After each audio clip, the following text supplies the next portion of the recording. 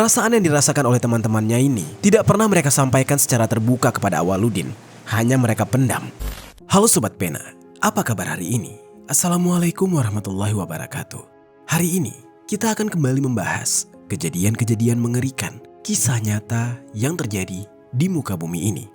Pada tahun 2023 silam, ada seorang remaja ditemukan meninggal dunia dengan kondisi tubuh yang sudah membusuk di lereng bukit Pantai Tampora, Situbondo, Jawa Timur. Tidak ada yang menyangka bahwa remaja itu ternyata merupakan korban dari aksi penghilangan nyawa oleh rekan-rekannya sendiri yang berjumlah sekitar 7 orang.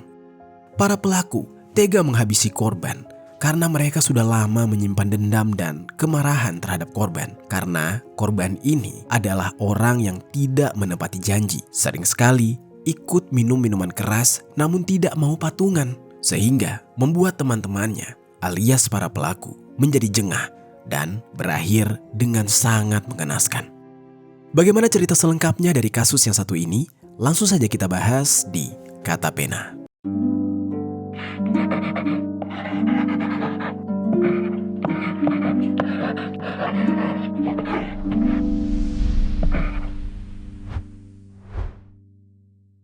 Saudara, seorang remaja dibunuh 4 temannya lantaran tak mau urunan saat diajak berpesta. Polisi berhasil menciduk para pelaku di rumah masing-masing. Sebelum kita mulai ke ceritanya, jangan lupa untuk subscribe channel ini dan bagikan video ini ke teman-teman kalian. Cerita ini dibuat berdasarkan berita yang sudah beredar dan diterbitkan oleh beberapa media publik yang aku sajikan dan aku rangkum dalam bentuk alur cerita. Kita mulai ceritanya. Di Kabupaten Probolinggo, Jawa Timur, tepatnya di Jalan Kampung Melayu, RT 004 RW 002, Kelurahan Keraksaan Wetan, Kecamatan Keraksaan. Hiduplah seorang remaja yang bernama Al-Awaludin Romadona atau yang kerap disapa dengan nama Awaludin. Awaludin ini lahir di tahun 2007 dan pada tahun 2023 usianya sudah tergolong remaja, yaitu sekitar 16 tahun. Pada umumnya, usia 16 tahun memang masih berstatus sebagai seorang pelajar. Akan tetapi, tidak banyak informasi di media yang menjelaskan secara detail mengenai latar belakang pendidikan dari Awaludin ini. Apakah dia masih bersekolah atau justru sudah berhenti menempuh pendidikan formal? Diketahui Awaludin tinggal di rumahnya bersama dengan keluarga, termasuk bersama dengan ibu kandung dan kakak kandungnya. Di lingkungan keluarganya, Awaludin dikenal sebagai sosok yang pendiam dan juga tertutup. Dia jarang ngobrol ataupun jarang bercerita dengan keluarga di rumah. Ketika dia ingin keluar rumah atau berpergian, bahkan dia tidak pernah berpamitan.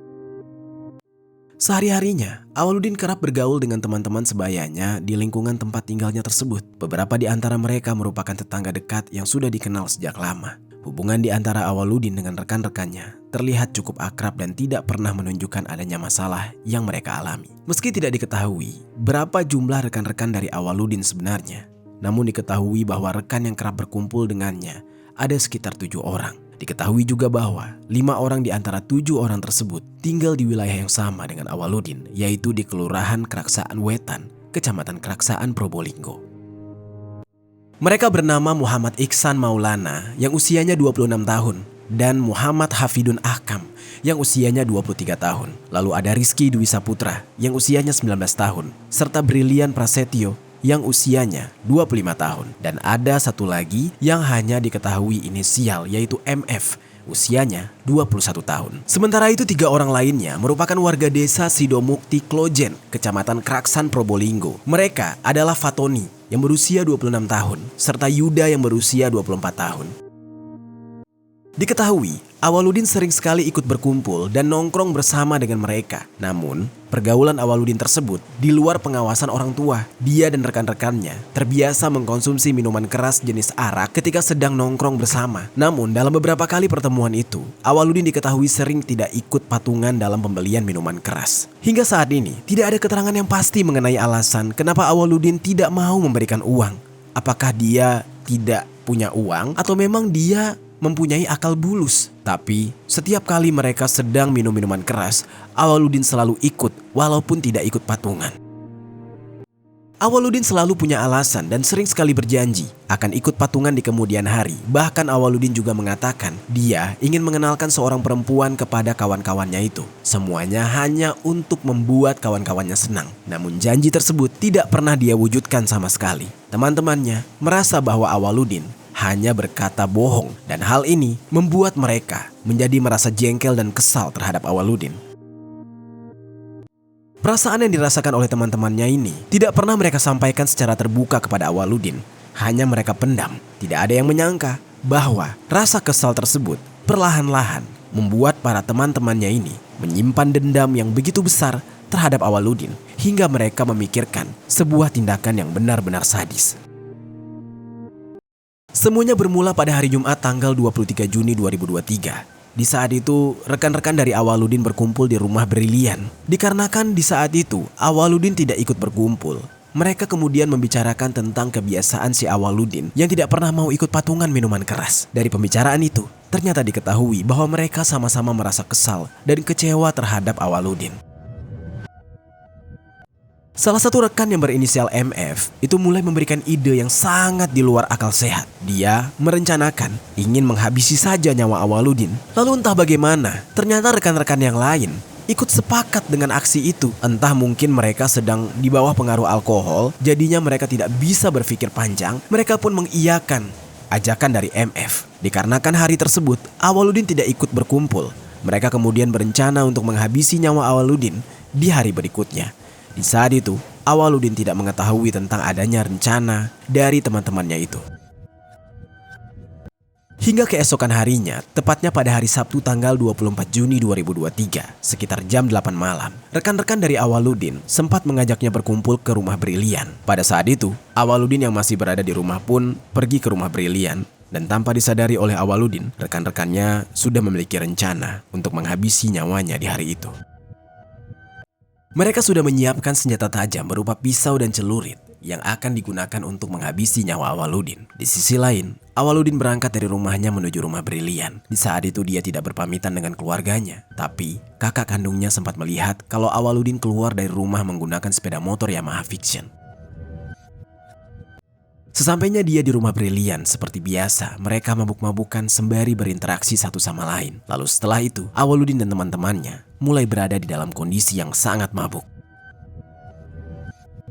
Awaludin yang merasa tidak sepenuhnya dalam kondisi sadar karena alkohol. Kemudian, sampai sekitar jam 9 malam, dia diajak oleh teman-temannya untuk berjalan-jalan sebentar karena mereka sudah tidak lagi berada dalam kondisi yang mabuk berat. Katanya seperti itu. Namun sebenarnya teman-temannya ini mengajak Awaludin pergi agar mereka dapat menghabisi nyawa Awaludin di lokasi yang berbeda. Pergilah mereka di saat itu. Mereka berboncengan menggunakan 2 sepeda motor dengan membawa sisa miras yang belum habis. Awaludin dibonceng oleh salah satu rekannya. Namun dia belum menyadari bahwa teman-temannya di saat itu sudah membawa pisau dan celurit untuk menghabisi nyawanya. Mereka pun menuju ke kawasan wisata Hutan Jati Tampora, Kecamatan Banyuglugur, Situbondo. Setibanya di lokasi itu, Awaludin sebenarnya masih dalam kondisi mabuk dan tidak waspada dengan apa yang terjadi di sekitarnya. Sehingga teman-temannya nanti lebih mudah untuk menghabisi nyawanya tanpa ada perlawanan. Hingga pada akhirnya, teman-temannya itu mulai melancarkan aksi dengan cara mengeroyok Awaludin secara bergantian. Mulai dari MF hingga Brilian, mereka berulang kali melayangkan pukulan ke tubuh Awaludin. Di saat itu juga, Awaludin tersungkur. Tubuhnya dipenuhi luka lebam akibat kekerasan. Lalu saat Awaludin tersungkur lemah, teman-temannya secara bergantian menyerang Awaludin menggunakan sajam yang mereka bawa. Sabetan demi sabetan, mulai dari pisau hingga celurit, mengena bagian tubuh Awaludin secara brutal. Awaludin berteriak-teriak kesakitan. Dia bingung apa salahnya dia. Mengapa teman-temannya memperlakukan dia seperti itu. Dia berusaha menangkis dan melakukan perlawanan. Namun di saat itu, karena dia hanya sendiri, sementara teman-temannya berjumlah 7 orang, dia kalah. Tenaganya tidak kuat untuk bertahan. Cairan merah mengalir deras dari luka di sekujur tubuhnya, dan dia bahkan tidak mampu menyelamatkan diri. Di saat itu juga, teman-temannya memastikan Awaludin sudah tidak bernyawa lagi. Lalu mereka memposisikan tubuh Awaludin dalam posisi menghadap ke bawah atau ke tanah. Barulah setelah itu, mereka tutup tubuh Awaludin dengan daun-daunan. Setelah itu, mereka Meninggalkan Awaludin dalam kondisi yang mengenaskan, mereka juga turut membawa sepeda motor milik Awaludin dan juga handphonenya. Dan mereka pun pulang ke rumah masing-masing secara berboncengan. Di tengah jalan, mereka tertawa-tawa seolah apa yang mereka lakukan adalah sebuah kepuasan. Mereka tanpa penyesalan sama sekali. Ironisnya, di dalam perjalanan pulang, mereka sempat berhenti di sebuah SPBU Utama Raya, Kecamatan Banyuglugur. Mereka di saat itu malah berfoto-foto bersama. Entah mengapa mereka seolah-olah sangat senang sampai melakukan sesi foto di saat itu. Tidak ada upaya dari mereka untuk melaporkan kejadian itu. Mereka justru kembali ke rumah masing-masing dan melupakan kejadian malam itu.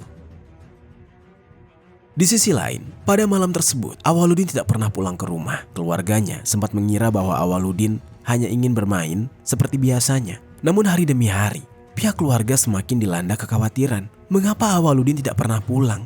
Bahkan handphonenya tidak dapat dihubungi dan pihak keluarga mulai mencari keberadaannya hingga melaporkan hilangnya Awaludin kepada aparat desa setempat.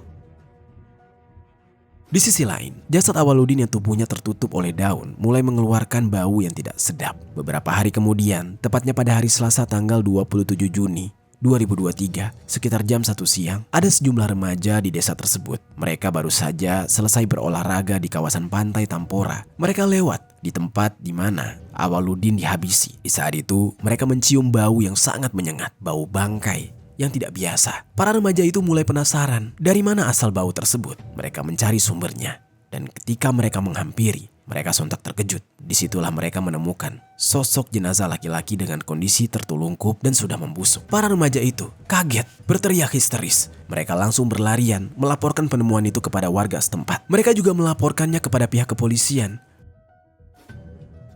Dan tidak lama kemudian, petugas dari Polsek Banyuglugur dan Polres Situbondo datang ke lokasi untuk melakukan olah TKP. Polisi pun memasang garis pembatas kuning untuk mengamankan lokasi. Di lokasi tersebut, pihak kepolisian menemukan sejumlah barang bukti berupa botol miras dan sisa kemasan plastik, bekas cairan merah yang berceceran yang sudah mengering, potongan rambut, dan jejak kaki di sekitar lokasi kejadian. Pihak kepolisian juga langsung mengevakuasi jasad laki-laki yang tertutup dedaunan yang dalam kondisi sudah membusuk tanpa identitas. Tubuhnya terlihat penuh luka akibat sabetan senjata tajam. Pihak kepolisian kesulitan mengidentifikasi identitas jasad tersebut karena sudah membusuk, dan jasad laki-laki itu dievakuasi ke RSUD Abdur Rahim Situbondo untuk kemudian dilakukan pemeriksaan lebih lanjut. Tim Inafis Polres Situbondo melakukan pemeriksaan ciri fisik, pendataan pakaian yang dikenakan, serta pengambilan sidik jari. Tim Inafis juga melakukan proses otopsi guna mengetahui penyebab dari kematian korban. Berdasarkan hasil otopsi, ditemukan adanya 7 luka bacok di beberapa bagian tubuh, termasuk di kepala, kaki, dan juga paha. Pihak kepolisian pun menyimpulkan bahwa korban meninggal dunia akibat luka yang cukup dalam di tubuhnya. Polisi kemudian menyebarkan ciri-ciri fisik korban kepada masyarakat, yang mana ciri-ciri jasad tersebut memiliki rambut lebat dan ikal, bertubuh sedikit gemuk, mengenakan baju lengan hitam pendek, bercelana jeans. Lalu pihak keluarga Awaludin yang merasa kehilangan selama beberapa hari, mereka pun mendatangi rumah sakit. Sesampainya di rumah sakit, mereka mengenali ciri-ciri jenazah tersebut. Itu adalah jenazah Awaludin. Teriakan dan tangis histeris pun pecah di saat itu juga. Setelah identitas dari Awaludin diketahui, pihak kepolisian mulai menelusuri aktivitas terakhir dari Awaludin. Apa yang menyebabkan dia sampai meninggal dunia dengan kondisi semengenaskan itu? Dari keterangan pihak keluarga, diketahui bahwa Awaludin mengendarai sepeda motor seorang diri ke arah Situbondo. Dia memang tidak berpamitan dengan pihak keluarga, namun biasanya dia hanya pergi bermain dengan rekan-rekannya. Pihak kepolisian juga belum menemukan sepeda motor dan handphone Awaludin yang dinyatakan hilang. Dan di saat itu, pihak kepolisian kemudian memfokuskan penyelidikan kepada teman-teman dekat dan kelompok pertemanan Awaludin. Polisi memanggil dan memeriksa sejumlah saksi dari lingkup pertemanannya. Dari pemeriksaan awal, keterangan dari teman-teman Awaludin tidak sepenuhnya konsisten. Hal tersebut menimbulkan kecurigaan penyidik. Pihak kepolisian mencoba menelusuri rekam jejak digital korban, termasuk riwayat komunikasi dan aktivitas handphone. Dari hasil penelusuran, pihak kepolisian memperoleh petunjuk kuat mengenai keterlibatan pihak tertentu. Setelah berhari-hari melakukan proses penyelidikan, akhirnya polisi mulai menemukan titik terang. Berdasarkan bukti yang cukup, pihak kepolisian mengidentifikasi bahwa pelaku bukan hanya satu orang. Polisi melakukan penangkapan secara bertahap. Salah seorang terduga pelaku ada yang bernama Iksan. Dia merupakan residivis kasus pencurian. Saat itu dia ditangkap di rumahnya pada hari Sabtu tanggal 8 Juli 2023 sekitar jam 3 dini hari. Iksan ditangkap tanpa perlawanan. Dia kemudian digiring ke kantor polisi untuk diperiksa. Saat diperiksa, Iksan mengakui perbuatannya. Dia mengaku melakukan hal itu tidak sendiri. Dari keterangan Iksan lah, pihak kepolisian kemudian mendapatkan identitas dari para pelaku lain. Saat itu, polisi segera membentuk tim untuk melakukan penangkapan lanjutan. Di hari yang sama sekitar jam 11 malam, polisi menangkap Hafidun di rumahnya. Kemudian keesokan harinya, di hari Minggu tanggal 9 Juli 2023, polisi menangkap Rizky di rumahnya. Proses penangkapan pun masih berlanjut karena masih ada 4 orang lagi yang belum ditangkap. Hingga pada akhirnya di hari Rabu tanggal 12 Juli 2023, Brilian juga ditangkap di rumahnya. Dan dari tangan para pelaku ini, polisi mengamankan sejumlah barang bukti berupa 4 handphone milik para pelaku dan senjata tajam jenis pisau serta celurit yang digunakan untuk menghabisi korban. Ada juga sepeda motor Yamaha Vision milik Awaludin alias korban, serta juga ada dompet yang berisi identitas dari para pelaku. Sementara itu, pelaku lain yang bernama Fatoni, Yuda, dan 1 orang lagi yang berinisial MF, keberadaannya belum juga ditemukan. Di tengah proses penyelidikan tersebut, sebelumnya jenazah Awaludin sudah dilakukan proses otopsi dan diserahkan kepada pihak keluarga. Jenazah Awaludin pun dipulangkan ke rumah duka di wilayah tempat tinggalnya. Setibanya di rumah duka, suasana rumah langsung pecah, dipenuhi oleh isak tangis. Ibu kandung Awaludin terlihat terpukul dan beberapa kali menangis histeris. Hingga jenazah Awaludin dimakamkan, pihak keluarga masih berada di dalam kondisi berduka dan penuh trauma. Mereka berharap para pelaku dapat segera ditangkap dan menerima hukuman yang adil. Di sisi lain, pihak kepolisian masih terus melakukan pengejaran terhadap para pelaku yang belum tertangkap. Mereka adalah Fatoni, Yuda, dan MF. Ketiganya ditetapkan ke dalam daftar pencarian orang. Mereka diketahui sudah melarikan diri sampai keluar daerah. Polisi melakukan pengejaran keluar wilayah dan melakukan koordinasi antar polres. Hingga pada akhirnya, salah satu dari pelaku yang masuk ke dalam daftar pencarian orang diketahui sudah lari ke Bali. Pelaku sekaligus pemeran utama alias otak dari aksi ini, yaitu yang berinisial MF, kabur ke wilayah Bali sekaligus bekerja di Nusa Dua. MF kemudian ditangkap pada hari Kamis tanggal 24 Agustus 2023 saat sedang berada di Kabupaten Badung, Bali. Dia tidak bisa mengelak, tidak bisa melawan. Dia dibawa ke Mapolres Situbondo dan dilakukanlah proses pemeriksaan lanjutan. Para pelaku yang sudah ditangkap ini sebelumnya juga sudah menjalani proses pemeriksaan lanjut. Para pelaku kemudian mengakui seluruh perbuatannya karena mereka tidak bisa mengelak dari bukti-bukti yang ada. Mereka memang mengaku sudah berencana sejak lama ingin menghabisi nyawa Awaludin karena mereka kesal. Awaludin tidak pernah patungan membeli miras dan juga selalu berbohong. Atas perbuatan mereka tersebut, mereka pun dijerat dengan pasal 340 KUHP tentang penghilangan nyawa berencana dengan hukuman maksimal hukuman mati. Di tengah proses hukum tersebut, duka keluarga Awaludin belum selesai. Tidak ada yang menyangka bahwa persoalan sepele seperti ini bisa berakhir dengan sangat mengerikan. Selama proses hukum berjalan, ada 2 pelaku yang belum tertangkap, yaitu Fatoni dan Yuda, yang sampai saat ini masih dalam pengejaran polisi. Itu dia sobat, kisah dari Awaludin yang dihabisi oleh ke-7 temannya hanya perkara tidak mau patungan ketika membeli miras. Apa pelajaran yang bisa kita ambil dari kisah ini? Oh ya sobat, aku pengen ngasih tahu ke kalian, Kata Pena tergabung di dalam program YouTube Shopping Affiliate. Nah, buat kalian yang sedang mencari barang-barang yang menarik dan keren, aku punya beberapa rekomendasi produk untuk kalian. Kalau tertarik, langsung saja klik link produk di pojok kiri bawah untuk pembeliannya.